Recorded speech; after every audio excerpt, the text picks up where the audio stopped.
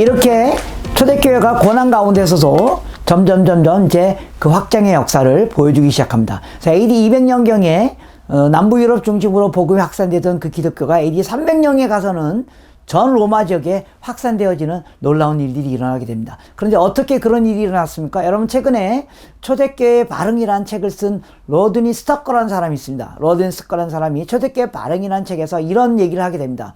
이 책은 사실은 코로나 나오기 이전에 나온 책인데요. 자기가 초대교회 그 역사를 살펴보니까 AD 33년에 예수님께서 복음을 이제 제자들에게 전하라고 말하기 시작하면서 그 이후부터 초대교회가 생기면서 40년, 50년, 100년, 200년 이렇게 쭉 300년 가면서 기독교가 이렇게 계속해서 증가했다고 생각하는데 사실 그렇지 않았다는 겁니다. 예.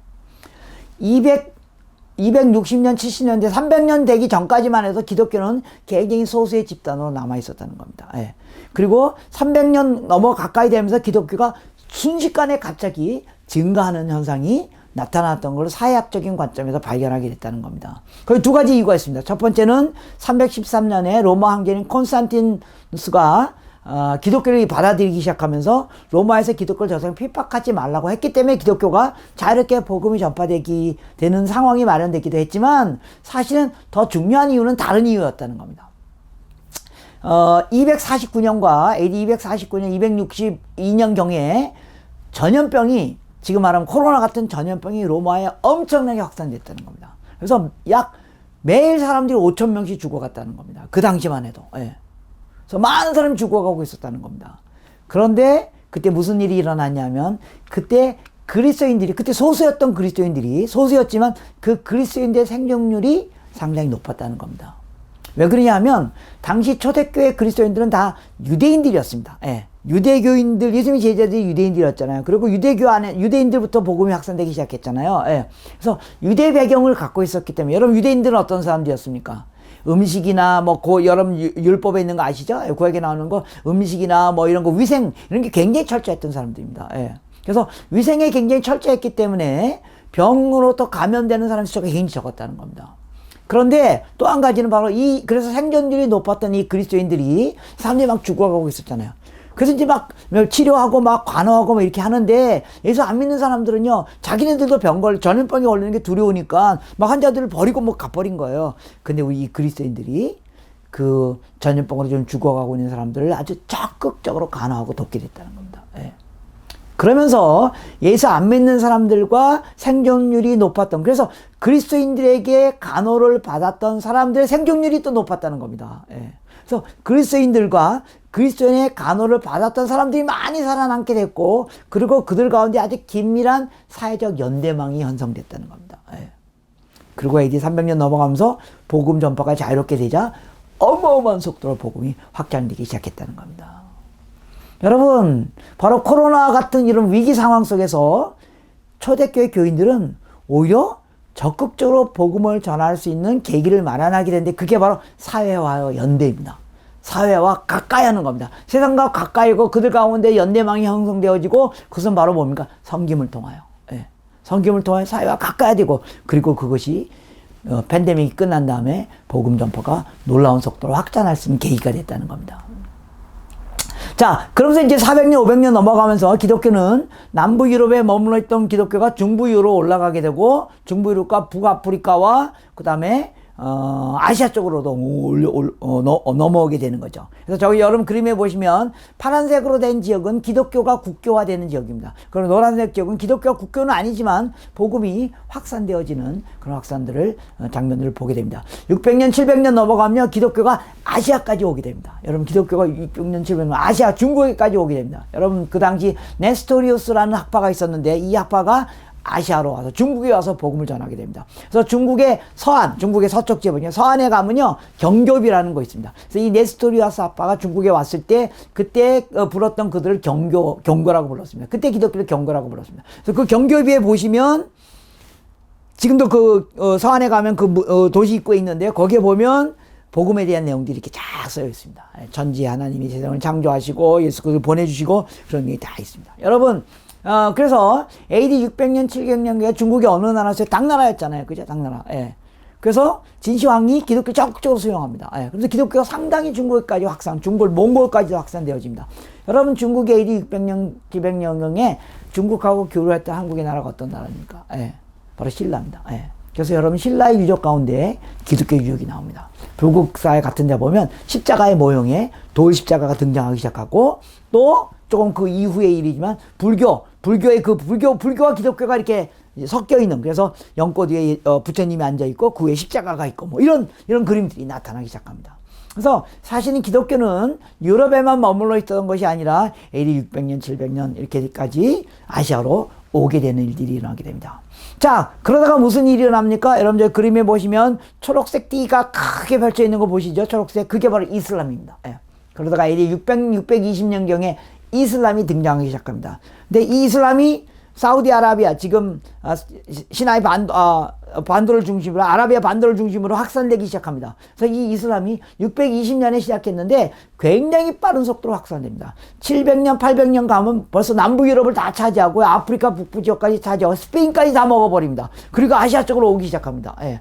이들은 땅 육지로 연결되어져 있기 때문에 금방 아시아 지역으로 북아프리카 지역으로 확산되게 되는 겁니다. 예. 그래서 저기 초록색 지역에 무슬림이 꽉 자리 잡고 있으니까 유럽에 있던 기독교가 더 이상 아시아로 못 오게 되는 거죠. 예. 그래서 기독교는 유럽에만 머물러 있게 되고 AD 1200년, 1300년, 1400년까지, 그리고 오히려 무슬림이 더 빠른 속도로 600년부터 1300년, 1400년까지 확산하게 됩니다.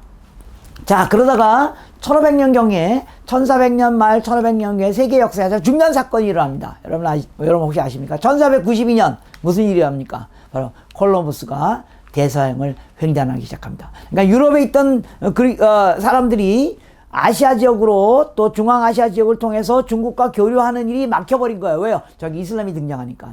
그래서 이슬람이 꽉 자리 잡으니까 세계 주도권이 이슬람에게 넘어가는 거죠. 그래서 유럽에 있던 기독교가 어려움을 겪게 되죠. 두 가지 어려움입니다. 한 가지는요, 그들의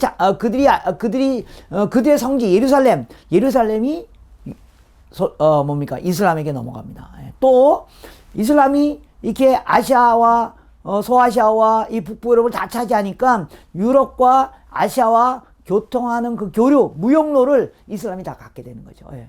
그래서 유럽이 경제 위기가 일어나게 됩니다. 그러니까 이것을 타파하기 위해서 유럽이 이 이슬람 지역을 돌파해야 되겠다. 그래서 이슬람 지역을 돌파하고 두 번째 성지를 회복해야 되겠다. 그 이유 때문에 그들이 새로운 운동을 일으킵니다. 그게 바로 뭡니까? 십자군 운동입니다. 예.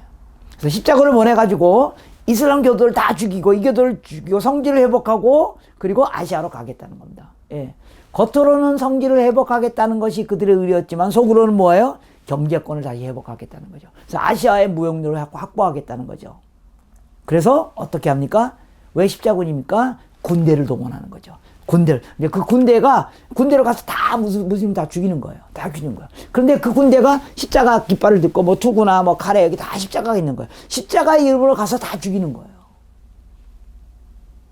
여러분, 이게 바로 세계 선교의 아주 후퇴를 일으켰던 중요한 사건입니다. 복음을 전하기 위해 사람을 죽여, 복음을 전하는 명명하에 사람을 죽여. 근데 실제 그 뒤에는 물질을 획득하려고 했던 의도가 있었다는 거죠. 예. 여러분, 복음은 힘으로 전하는 게 아닙니다. 복음은 사랑으로 전하는 거잖아요. 예. 여러분, 왜 지금 무슬림 선교가 너무너무 힘들어요? 바로 십자군 사건 때문이에요. 무슬림들은요, 기독교에 대한 굉장히 나쁜 인상을 갖고 있어요. 왜요? 그들이 먼저 기독교가 먼저 무슬림들을 공격했거든요. 물론 무슬림도 기독교를 공격했어요. 서로 막 치고받고 했어요. 예. 그래서 11번에 10번의 십자군 원정 사건을 벌이죠. 그게 다 무력으로 가서 싸우는 겁니다. 예. 여러분, 우리도 무슬림은 지금 무슬림도 기독교를 공격해요. 그래서 그들이 공격하니까 우리도 공격해요? 그들이 죽이니까 우리도 죽여요? 예수님 뭐라 그랬어요? 원수를 사랑하라고요. 예. 그래서 만일 우리가 지금 무슬림에게 다시 복음 전하러 갈 때 우리가 먼저 미안하다고 말해야 됩니다. 우리가 먼저 그들을 공격했거든요. 예. 지금 무슬림들이 기독교를 막 공격하잖아요? 그래서 그들이 공격한다고 우리가 또 공격해. 또 그들이 또 공격해. 우리도 공격해. 그러면 세계복음화는 끝입니다. 네. 이러면서 기독교는 중세시대에 들어가게 되고, 그리고 기독교는 점점 침체의 상태에 빠지게 되는 것이 역사의 현장입니다. 자, 그래서 이 기독교가 이제 아시아적으로 못 가는 거예요. 그러다가 세계 역사에 아주 중요한 사건이 일어나죠. 그게 뭐예요? 바로 발견의 시대가 열리는 거죠. 드디어 유럽에 있던 기독교들이 배를 타고, 무슬림을 경고해서 배를 타고 아시아, 아프리카 지역으로 오기 시작하는 거죠. 그러면서 세계 선교에 어마어마한 확장이 일어나게 되는 것이 바로 1600년서부터 일어나는 선교 운동의 확장이라고 볼 수 있습니다. 자, 그래서 여러분 지금 이 지도에서 보시는 것처럼 여러분 AD 100년만 해도 기독교는요 이스라엘 중심으로 머물러 있었어요. 그리고 AD 400년경에 기독교가 로마 지역에 복음화되고 AD 1500년, 1600년까지만 해도 기독교는 유럽에만 머물러 있는 종교였어요. 그런데 1700년, 1600년 넘어가기 시작하면서 발견의 시대가 열리면서 유럽의 기독교가 배를 타고 전 세계로 확산되기 시작하면서 그러면서 복음이 전 세계로 확산되어지는 일들이 일어나게 됩니다. 자, 그래서 1400년, 1500년경에는 아직 개신교가 시작되지 않았어요. 그래서 첫 번째 복음이 전 세계로 확산시키는 그 역할을 했던 사람들은 바로 뭡니까? 로만 캐토릭 교회입니다. 오히려 로만 캐토릭 교회. 그래서 여러분 그 예수의 수사들이 전 세계를 향해 배를 타고 가면서 복음이 전파되기 시작합니다. 그런데요, 이때 그 선교의 확산은 뭐예요? 사실은 회심이 아니고 개종이에요. 그러니까 그들 예수 그리스도를 회심시키는 게 아니라 그냥 그 이교도들을 기독교 국가로 만들어 버리는 거예요. 그래서 유럽의 기독교 국가가 힘을 갖고 가서 식민지 세력이 돼가지고 비서구에 있는 나라들을 가서 정복하고 그리고 복음을 전하고. 그래서 한편으로 그 식민지의 힘 때문에 복음이 비서구 지역에까지 가긴 했지만 또 그들이 어떻게 복음을 전했다는 거예요? 무력으로, 힘으로. 그래서 회심시키는 게 개종시켰다는 거예요. 여러분, 예수 믿는 것은 개종하는 게 아닙니다. 제가 기독교로 개종하는 게 아니고 예수를 믿는 마음, 회심 뭐야? 마음을 바꾸는 거예요. 내가 이제까지 이렇게 살았는데 예수 그리스도를 따르는 삶으로 마음을 바꾸는 거예요. 그래서 캐톨릭 선교가 이 문제점을 갖고 있는 거죠. 자, 그러다가 이제 1600년경 넘어가면서 1517년에 개신교 운동이 시작됐잖아요. 1600년 넘어가면서 드디어 개신교 운동이 서서히 일어나기 시작하게 됩니다. 개신교 운동의 문을 여는 사람들은 모라비안들이었습니다. 모라비안들은 여러분 나중에 이제 또 다른 선교 역사, 뭐 퍼스펙티브 훈련이나 이런 훈련을 통해 선교 역사 깊게 공부하시면 나오겠지만, 여러분 모라비안들은 어떤 사람들이었습니까? 당시 캐톨릭의 그 교회 전통을 믿음으로 구원받는다는 그것을 거부하고 우리는 예수 그리스도를 믿는 믿음으로 구원받는다라는 것을 주장했던 사람들이었습니다. 이 사람들은 사실 루터가 1510년 루터가 등장하기 전에 등장했던 사람들입니다. 그래서 개신교, 지금 말하는 개신교의 형태는 갖고 있지 않았지만 개신교적 신앙을 갖고 있었던 사람들이었습니다. 이들이 왜 캐톨릭과 싸웠어요? 교회의 율법을 지킴으로 구원받는 게 아니고 예수 그리스도를 믿어야지 구원받는다, 그걸 주장했기 때문이에요. 그래서 캐톨릭이 공격하자 이들이 전 유럽에 흩어집니다. 흩어져서 뭐 합니까? 흩어져서 복음을 전하기 시작합니다. 그러면서 개신교 선교 운동이 일어나기 시작합니다. 그러면서 청교도 운동이 일어나고요. 그 다음에 부흥 운동이라고 영적 각성 운동이 일어나면서 그러면서 개신교 선교 운동이 일어나게 됩니다. 여러분 개신교 선교 운동을요. 그래서 오늘 좀 개신교 선교 운동에 우리 집중해서 보려고 하는데요. 개신교 선교 운동은 크게 세 번의 흐름을 타고 일어나게 됐습니다. 개신교 선교 문을 연 세 번의 흐름인데 그 첫 번째 사람은 바로 윌리엄 캐리라는 사람입니다. 윌리엄 캐리는 영국에서 한 시골 교회, 조그만 교회에서 목회하던 목사였어요. 그리고 뭐 파타임으로 구두수 전공도 하고 영어도 가르치고 그런 사람이었어요. 그런데 어느 날 이분이 성경을 읽다가 놀라운 사실을 발견해요. 무슨 사실을 발견해요? 바로 여러분이 발견한 사실. 뭐예요? 성경은 모든 민족을 구원하시기 위한 하나님의 계획이 들어있는 것이다.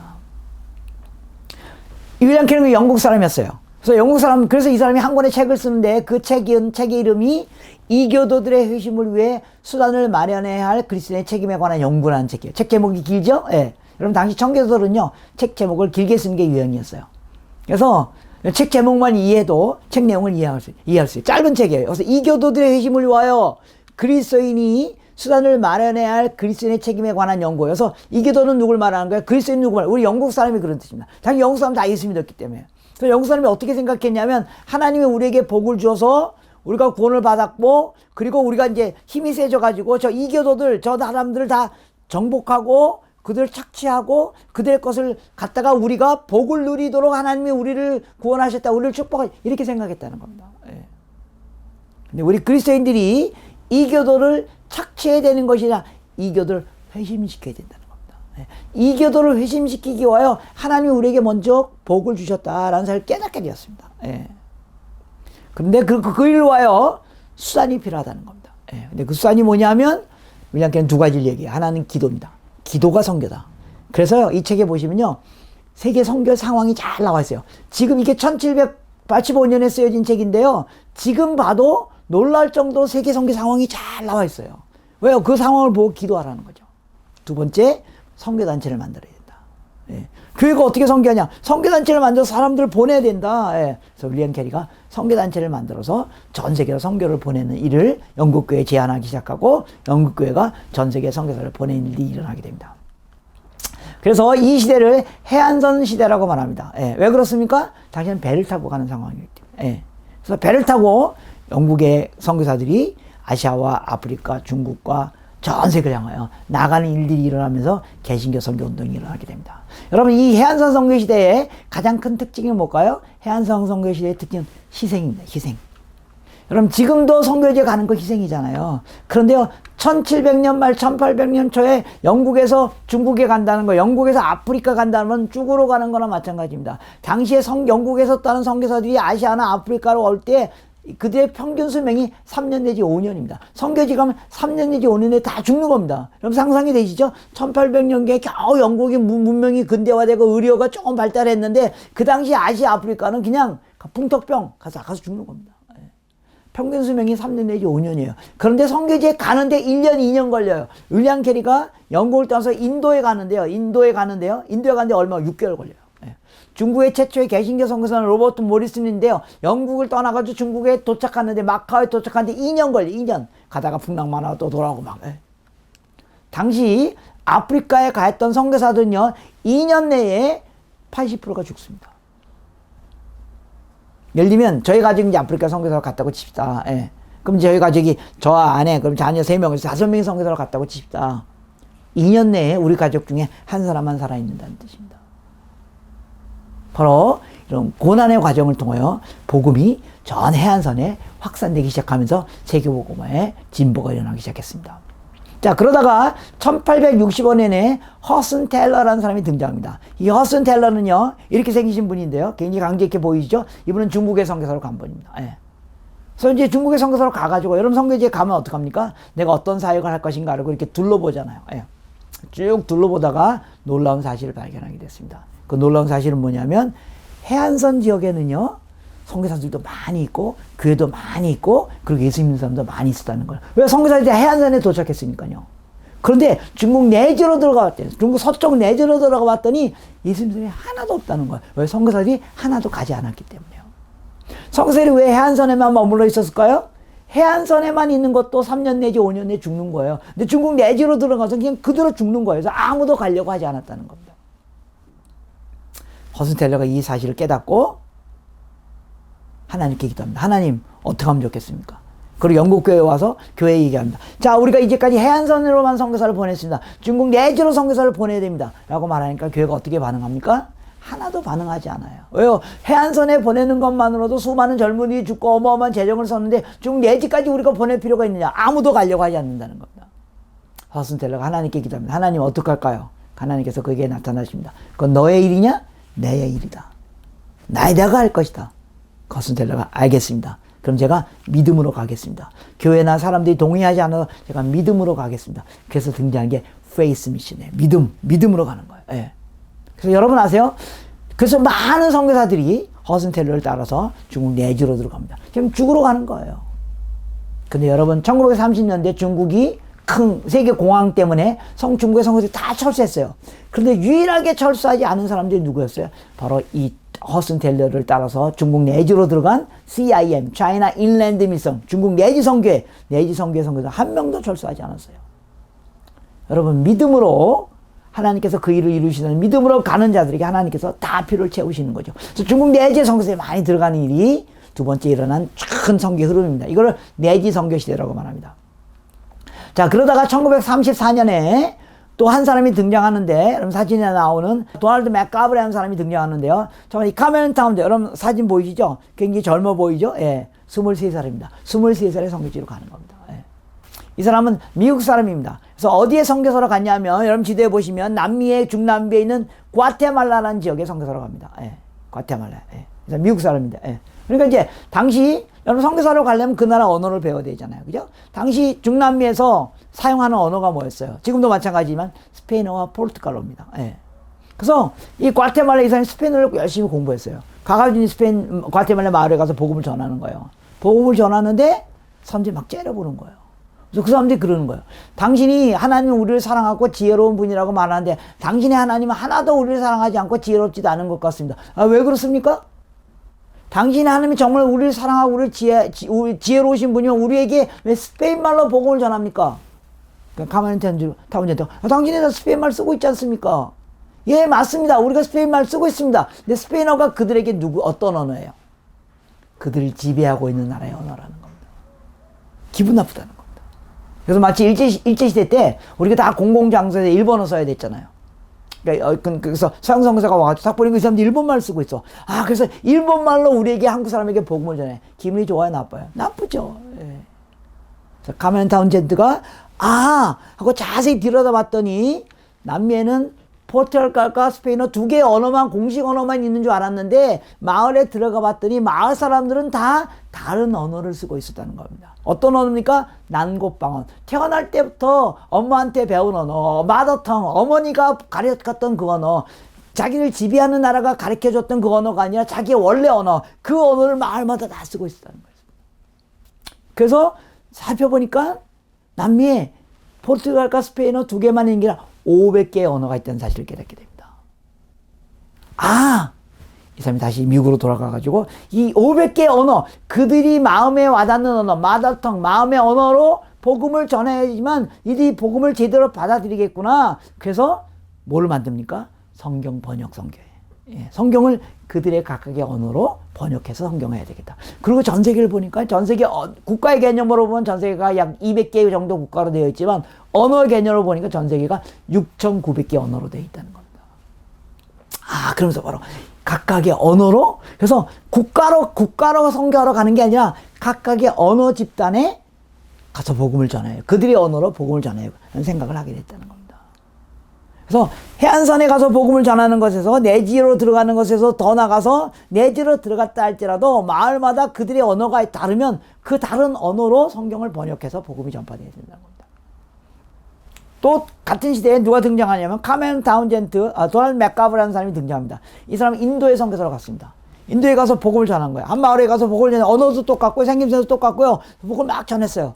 그랬는데 이상하게 요쪽에 있는 사람들은 복음을 잘 받아들이는데 요쪽에 있는 사람은 복음을 하나도 받아들이지 않는 거예요. 같은 마을인데도. 왜 그럴까? 자세히 봤더니 여러분 인도는 어떤 사회예요? 계급 사회예요. 계급 사회. 계급이 다른 거예요. 그러니까 이쪽 사람들이 복음을 받아들여요. 근데 받아들였는데 이쪽은 뭐예요? 하층민, 하층민. 예. 여러분 인도 아시죠? 수많은 계층으로 나눠져 있잖아요. 그래서 하층민들이 예수 믿기 시작해요. 그럼 이쪽 계급 사람은 전혀 예수 안 믿는다는 거예요. 예를 들면 지금 인도에 놀랍게 복음화가 일어나고 있어요. 맞아요. 그런데 그게 다 누구에게서 일어나요? 달릿이라는 계층이에요. 달릿은 인도 인구의 약 20% 내지 30%를 차지하는 최하위 계층이에요. 근데 그 달릿은 영어로 untouchable, 불가촉 천민, 만지지 말라라는 겁니다. 너무 더러워서 그 outcast, 그러니까 그 계급 바깥에 있는 사람들이라는 겁니다. 예. 그 사람들은요 얼마 전만 해도 모가에 항아리를 메고 다녔어요. 왜냐하면 니네 침이 더러우니까 땅에 떨어지지 않게 하라고 허리에 긴 빗자루를 이렇게 묶고 다녀요. 왜냐하면 니네가 다니는 그 자리는 다 지우고 다니라고 그렇게 천대받던 사람. 거기에 복음이 들어가니까 막 복음이 확산되는 거예요. 근데 문제는 좋아요. 근데 그들이 예수 믿으니까 다른 계층이 예수를 안 믿는 거예요. 여러분 인도가 복음화 되려면 누가 예수 믿어야 돼요? 브라만들이 예수 믿어야 돼요. 네. 브라만들이 하나도 예수 안 믿어요. 그래서 이 사람이 깨달은 게 언어가 똑같다 할지라도 사회 계급이 다르면 복음은 전달되지 않는구나. 그러면 이쪽에도 복음을 전하고 요 계층에도 복음, 각각 계층별로 따라가서 복음을 전해야 되겠구나 하는 사실을 깨닫게 됐다는 겁니다. 그래서 여러분 지금 지도에 나오는 것처럼 저기 보시면 저기 이제 큰 나라가 주관인 큰 나라가 나이지리아라는 나라입니다. 나이지리아라는 나라. 여기 해안선이 있고요. 그다음에 국가 경계선이 있죠. 옆에가 베닝이고 이쪽에 콩고공화국이 있습니다. 그래서 어떻게 했다는 거냐면 처음에는 이 해안선에 선교사를 막 보내면 이 나이지리아라는 나라가 다 복음화 될 거라고 생각했다는 겁니다. 근데 안 되는 거예요. 그래서 내지의 선교사가 없구나. 그래서 내지의 선교사를 이렇게 보냈어요. 근데 그래도 복음화가 안 되는 거예요. 왜 그럴까 봤더니 나이지리아라는 나라는요, 사실은 이렇게 언어가 다르고 문화가 다른 종족으로 나뉘어져 있다는 겁니다. 한 종족이 예수 믿어도 그 옆에 종족이 예수 안 믿는다는 겁니다. 언어가 다르기 때문에, 혹은 언어가 같더라도 서로 싸우는 종족이기 때문에. 이게 우리 한국 사람은 잘 이해가 안 돼요. 그러나 우리 한국만 한민족이고 하나의 언어를 쓰죠. 대부분의 나라에서는 한 나라 안에 언어가 다르고 문화가 다른 종족들이 같이 살고 있다는 겁니다. 그래서 한 지역에 복음이 들어가도 그 옆에 지역에, 옆에 마을, 언어가 다르고 문화가 다른 지역에는 전혀 복음이 전파되지 않는다는 사실을 발견하게 된 거죠. 예. 그래서 무슨 일이 일어나게 됐습니까? 그래서 복음은 국가별로 전하는 게 아니라 종족별로, 언어별로, 문화별로 따로따로 가야 되는구나. 그래서 생긴 게 바로 미전도 종족운동이에요. 예. 세계를 국가 개념으로 나누는 게 아니라 종족의 개념으로 세계를 봐야 되겠구나. 그래서 복음이 들어가 있는 종족은 놔두고 복음이 들어가지 않은 종족을 중심으로 선교를 해야 되겠구나 하는 일들이 근대 선교운동 안에 일어나기 시작하면서 종족 선교운동이 일어나게 되는 것입니다.